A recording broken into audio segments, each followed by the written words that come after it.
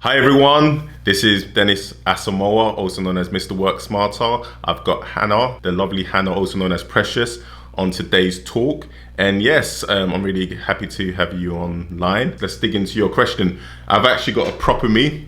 So for every talk that we do, I'm gonna have a timer. I believe this is like 20 to 30 minutes, so we'll find out. This is the first time I'm using this. You're my first guest, so I'm really excited to see how this goes. So let's go. Thank you. Firstly, tell us your name and what you do. So, hi everyone. My name is Precious Hannah. I am a master's student in Ghana at the University of Ghana. I'm also a YouTuber. I focus a lot on moving to Ghana or moving to Africa in general, or let's just say moving to another country. I was born and raised in London. Yeah. Uh, what would you call like a London girl?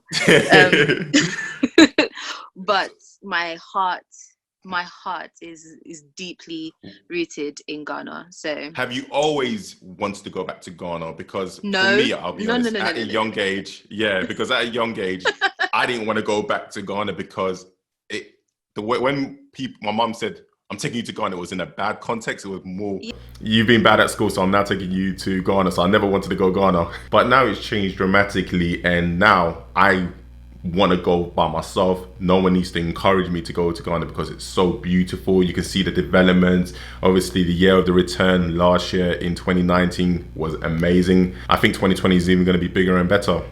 But yes, talk to me a bit about that. What made you eventually say, I want to go Ghana and live there or do you study know there?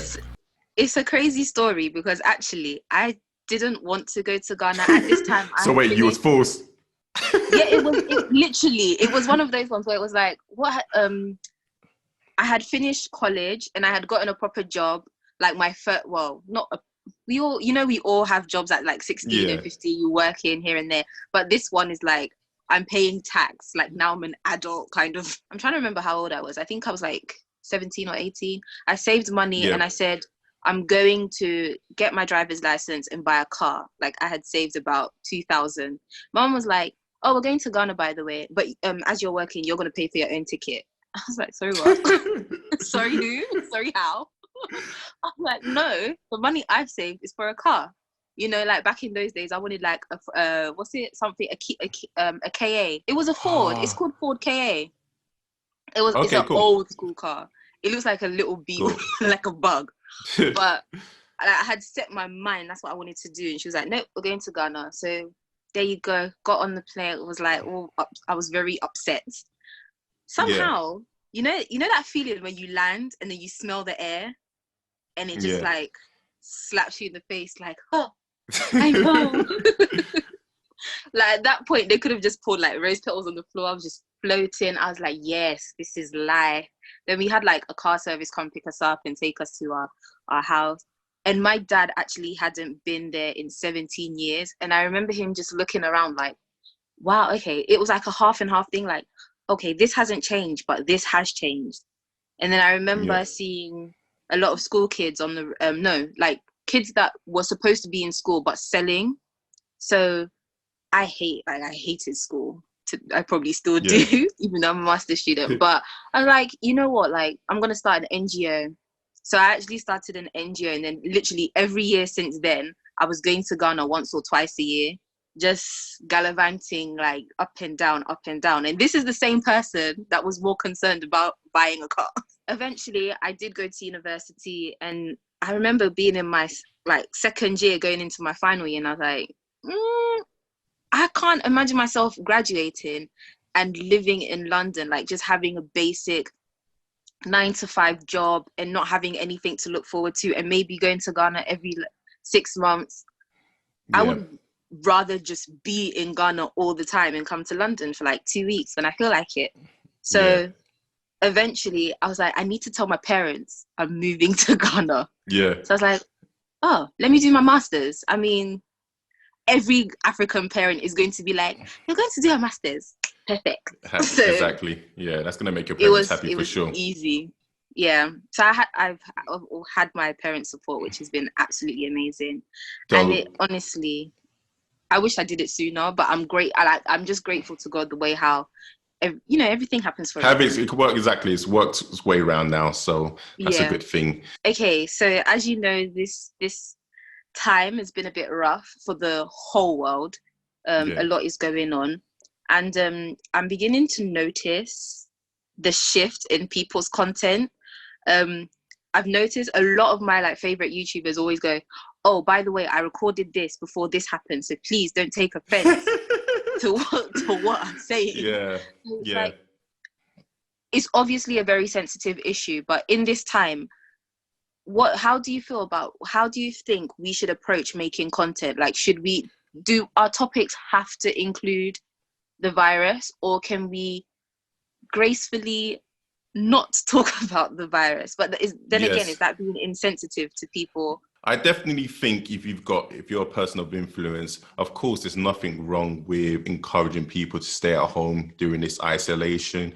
There's nothing wrong with telling people to be careful and be Mm-hmm. mindful and follow the protocol of the government. I would stay away from trying to give health advice, especially if you're not a doctor, you don't have the necessary credentials, because it only leads to people telling you, oh, this is wrong. No, you missed that, this information. Like I saw someone on Twitter give a list of key nutrients and key vitamins to take.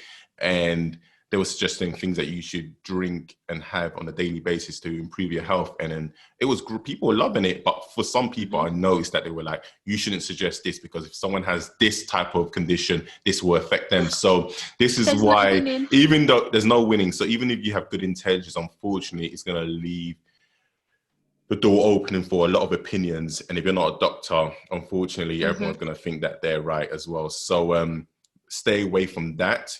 I do think during this difficult time, everyone deals with things differently. And I will never be the type of person to tell someone, hey, do not post fun content. This is hard times. Why shouldn't you be sharing humorous stuff? Take this very seriously. Some people deal with difficult times, anxiety by having fun, Mm-hmm. and no one should tell someone how they should deal with it. So I think that's okay, as long as it's not sensitive in a sense that it's talking about someone personally, or it's you trying to take advantage of the situation where people are now trying to sell face masks for $50, and it's like, hey, stay away from that. That's just terrible. That's not good. That's not ethical whatsoever. So I would stay away from trying to capitalize on such a terrible situation. However, I do think during this time, it's going to be cool for content creators to share stuff. I think we're going to have more content creators because of this. A lot of people are going to have a lot of spare time. There's going to be new artists on the back of this. Some content that we may not like, but unfortunately, because of this free time for a lot of people, they're now going to pick up their cameras and start recording. Some may be funny, Mm-hmm. some may be weird, some may be silly, but it's there. You have the choice to pick and choose what you want to watch, and there's nothing wrong with that. And to add to that, I think as brands, it's going to be so hard for them, because ultimately, a lot of these brands and influencers that have brand deals together already agreed on the terms, they've already sent out the products for them to promote, and some of them already Yeah. pre-recorded this content. So for them, they've got a job to do. So I can understand. And for those that may not understand, I think as an influencer and a creator, they need to maybe write a disclaimer on their message just to let them guys know, hey, this is content that I previously was supposed to post. However, I also think it needs to be a collaboration effort from both the brand and creator to discuss this and think, is this a good time? Should we pause it for a bit? Should Mm-hmm. we postpone it? And there's nothing wrong with that. But obviously, some of them have tight deadlines. Some of them already have launches. So it's going to be very, very difficult. But I Yeah. do think people need to understand that influencers do have a job as well. Don't expect them to just stop putting out content, expect them to stop posting. This is how they make their living. Of course, it's sensitive to the person that's obviously then lost their job and now they're looking for a job. So also influencers need to be sensitive of other people's situation. And it's easy for us to say, hey, work from home now. This is what you should do, Mm. because we are used to working from home. So I think we can come from a good place and giving guidance because we've got experience, but I think we need to be careful in telling people, hey, this is going to be so easy working from home. No, it's not. Some people have never worked from home, and it may be very discouraging. It's going to be very lonely for them. And what we should do as creators and influencers is do what we can, reach out to them, offer services such as opening your platform to have conversations with them. If you can provide resources, funding to support initiatives that are going to benefit people that need the support, great. So do what you can. But I do think as a collective and as a group, if you're a creator, that you should be careful and mindful, because that is a very sensitive topic at the moment. But going off of that, yeah, as a, like, even though I would say that I'm like a new YouTuber because I'm still growing and I'm still learning on the job, as I would say, is this a bad time also to like try and gain followers, like gain subscribers, you know, like market yourself as a brand? Got you. Once again, it's the type of content you need to be. It's all going to be dependent on the type of content, because as I said, if you're coming into the game and now, because you know you've got people's attention, most people are home, and you're now thinking, hey, this is time to capitalize on people's attention, but there's no value added. It's not humorous, it's not educational, it's not benefiting people in any sort of way, but you're just doing it just to monetize on it, then I think people will see straight through it. So it just depends on your intention. But if you're trying to create content because, hey, let's just say you was a gym instructor, you're no longer working. Of course, there's nothing wrong with you now creating content to help people with their home workouts. You're bringing your experience and your expertise to the world. And I don't think there's anything wrong with that. That can only bring people together. That can only help improve people's exercises and help improve people's health. So I don't think there's anything wrong with that. People that may need, you may be a chef, you may cook at home, but now you've lost your job from your clients going to your, you might now need to cook at home now. I mean, you might now need to do online cooking courses to like teach tutorials people, and stuff. Tutorials. So me personally, there is going to be a lot of opportunities. And as I said, I think if it comes from an organic place and this is something that you've done in the past and you've got experience, there's nothing wrong bringing that content. It's going to change for different people. Now, DJs, think about this, DJs that used to have bookings, they no longer can book. They've had to think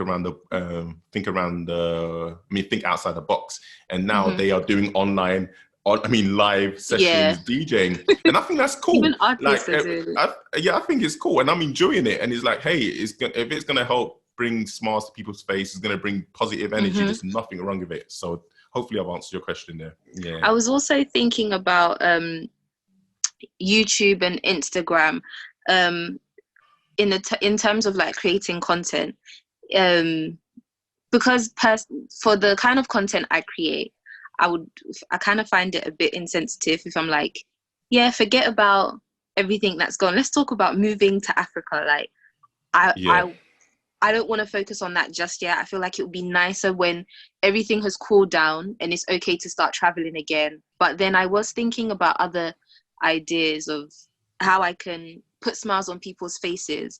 I'm noticing a lot of podcasts. I'm noticing a lot of online series. Yeah. And I wanted to do like sit down videos where we discuss shows that have happened, and you know, because a lot of people are doing Corona watch list, which is or you know, things like that. But now I'm thinking, which platform is better to share these things on, YouTube or Instagram? Is it better to do like Instagram IGTV where you have like 5-minute clips, or Instagram Live? I don't know if your Instagram Live is popping, like every 10 seconds you just see someone going on Instagram Live. Yeah, everyone, I'm not gonna let everyone's on this, because everyone, as I said, there's so much time. And just so I can understand, your question is, one, what's the best platform to use to do a series? Was that the correct thing? And two, if it's to talk about going back to interact with people, and also you mentioned going back to Ghana, is this a good time to say, hey, go back to Ghana? Was that correct? Well, I know right now that it's not a good time to do that. I think the key thing to remember is that every country, whether it's more severe than others, every country is currently going through something, and there's different ways that the governments are dealing with it. But Ghana is in lockdown as well. And to answer your question, every platform's different. Every platform has different audience. Facebook for me is more of the older crowd, the people that are more like to buy things. Instagram is the crowd generation Y, I would say. Those that always out, love having fun, looking for entertaining things to do, have low attention span. Then we've got YouTube, which is more in between both Facebook and Instagram, and there's that definitely there's that what's the word I'm looking for? They can come hand in hand together. Mm-hmm. But people on YouTube are looking for more detailed information. They are more like to sit down, have a cake, have food whilst watching something that they want to actually educate themselves and take in the information. So interviews, me personally, work more effectively on YouTube. But I would say there's nothing wrong with using Instagram to draw the crowd. So for me, I would have a shorter clip. I would never put a 10-minute clip on my Instagram. It just, for me, it's very unlikely. What about I'll do IGTV? is IGTV is now trying to be similar to YouTube, but I will still shorten it. So for me, I would have maybe a 5-minute version for IGTV, but for YouTube, I would have a 10 to 15-minute version. So I was, in this sense, I was thinking about, for this time, maybe doing IGTV and just trying to draw in the audience and then redirect them to subscribe to my YouTube channel. So when this 100%. does blow over, then I can do the content I want to do on my YouTube channel. And then hopefully I would still get that growth in an organic way. And another thing to bear in mind is that where is your current audience at the moment? Is Instagram your biggest audience? If it is, then stick to your biggest audience, I would say. Okay. Focus on where you have the most engagement. There's no point in trying to move it to another platform if you haven't mastered one platform. And there's no point you could try and do all of them and see what works. Some people, it works for different people. There's no right or wrong answer. But if you've got limited time and you want to focus on one platform, see how that goes, see the response, and then see if you can take any of the lessons learned in one platform and apply it to the second platform. Okay, thank you. Oh my God, the time. Oh my God, the time. I just realized, I just looked behind and I was like, the time. The time has come. How long was that?